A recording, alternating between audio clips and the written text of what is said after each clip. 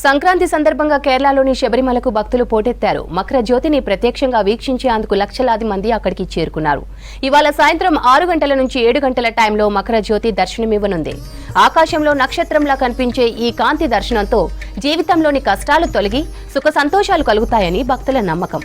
భక్తుల రద్దీ అధికంగా ఉండడంతో అన్ని ఏర్పాట్లు చేశామన్నారు ఆలయ అధికారులు. శబరిమల ప్రాంగణమంతా స్వామియే శరణమయ్యప్ప నామస్మరణతో మారుమోగింది.